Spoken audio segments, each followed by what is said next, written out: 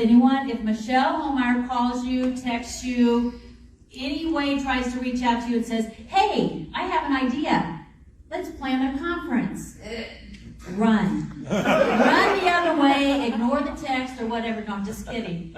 I got to tell you, when we started talking about this, of course, we talked about it for a long time, and then we thought, you know what, we've got to make this come to fruition, and let's get the ball rolling. So guess what? The very last part of February or the first part of March, we met and started writing down all kinds of notes. And so here we are. But let me tell you, every time we got together, we prayed. Every time. Now, I'm not going to say we didn't say some bad words along the way. Not in our prayers. Yeah, not in our prayers. But everything just flowed. It was just crazy because when I would make a call and ask someone, would you do this? Sure. You know, Secretary of State, all these, it was just crazy how it was falling into place. So I say crazy, but it's not crazy when God is in it, right?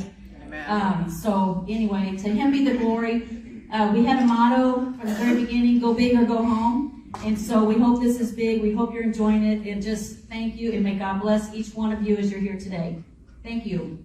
And Michelle, I love you. Even though we answer each other all the time. But here we go. All right. All right, I wrote some words. I'm not too big on this, but I had to write them down. I'd like to thank my friend Jan Farrar for being the organizer of my crazy ideas. She's been a great friend and my political cohort for nearly 10 years now. That's why we get along so well. Who would have thought we'd be able to pull off an entire conference together in just 4 short months? It was seriously only by the grace of God that this conference happened. He has been our guide from the beginning. He provided all, including help when we needed it, and this conference wouldn't have been possible without the help of all of our great volunteers. Especially Brenda Hopper, who jumped in about a month ago, and then Diane Jordan, who's always been there at the end of a text or a phone call, and Darcy Lilly, who just came in about a few weeks ago and has really helped us organize this because she's done a lot of conferences in the past. The Lord has also been the force behind the creation of We the People of Missouri. But how did We the People of Missouri begin? Before we had a name, we were simply a group of ladies fighting for medical freedom. We were a mix of veterans and young blood. We had been going to Jeff City for a little over 2 years pushing legislation when 2020 happened. And we know what happened then. Many of us organized or attended health department protests, as well as other protests against the tyrannical policies of the day. Kate did a wonderful job down there with P&G and really helped the folks out down there in avoiding the jab and protesting against what they were trying to do down there. Yeah. Eventually, we knew we needed to appeal to a larger audience and became more than the health freedom activists. We needed to work to protect all freedom and liberty. And by the winter of 2020, We the People of Missouri was born.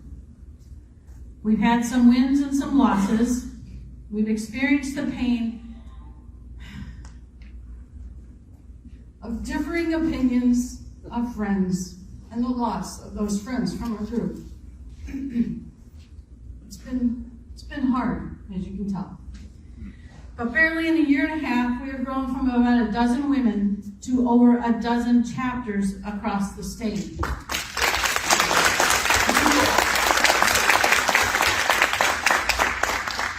So who are we today? In your welcome packet, you'll find the brochure, and it has our mission statement, what we do, and an about section. And we take these statements seriously in the belief that our beloved America is on the precipice of falling. And without strong convictions and unwavering spirit of independence, liberty, and freedom, we are doomed to the same fate as many great nations before us. We understand time is of the essence, and we don't wear rose-colored glasses in our approach to these efforts, and we will not acquiesce to the powers of the establishment just to get a bill passed or someone of a certain party elected. We are truly a nonpartisan group of patriots who are resolute in our passion to fight for the liberty and freedom of all Missourians.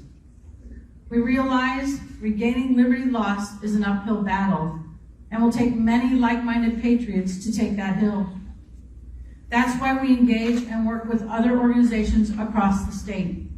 It's only by coordinated efforts that we will win a battle, much less this war. Some believe this type of battle, through legislation and candidates, is futile. Neither I nor we the people of Missouri will give up this strategy until there is no other choice. But in order to be successful, we must remember who holds all the political power in our form of government. It's not Washington, it's not Jefferson City, it's not our county governments or our municipal governments. It's each and every one of you. The people hold all political power, and our representatives, our civil servants, can do nothing without our approval. If that's the case, how has our state, our country become such a mess?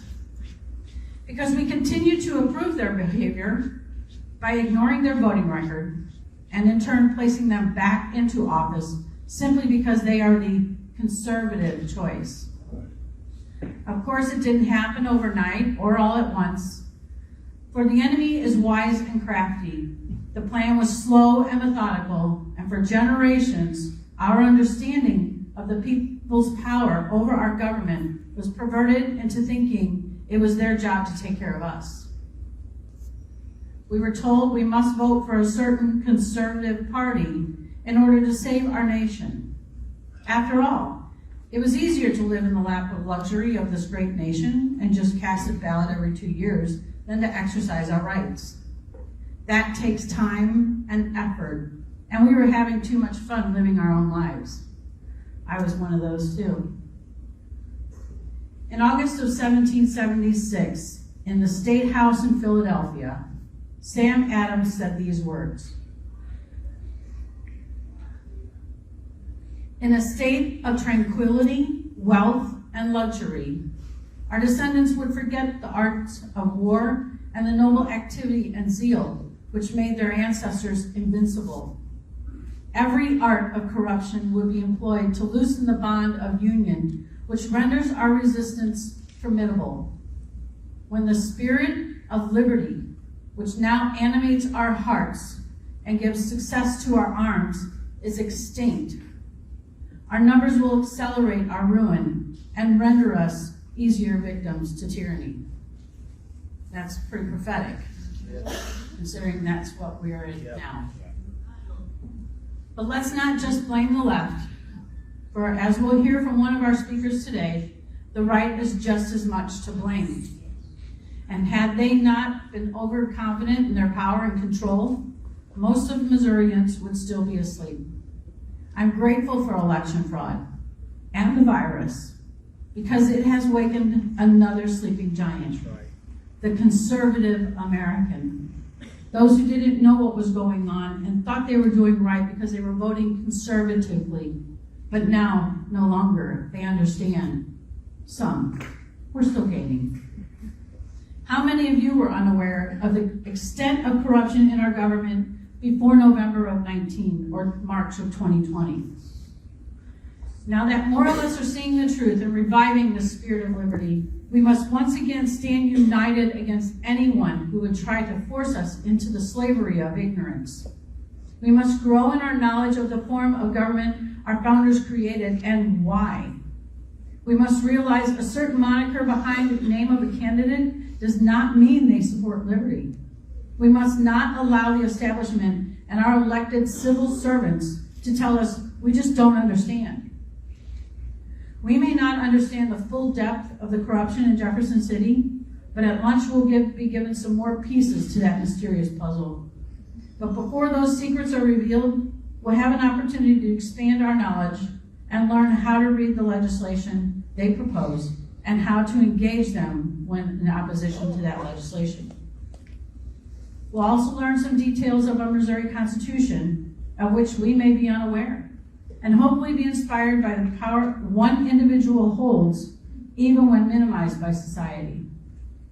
I hope and pray throughout this day no matter how long you've been in the fight, you will gain some bit of knowledge and wisdom today.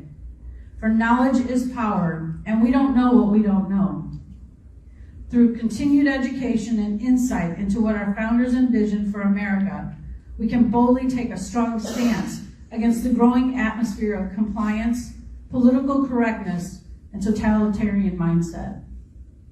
We may not be as free as we once were, but America truly is seen as the last bastion of freedom in the world.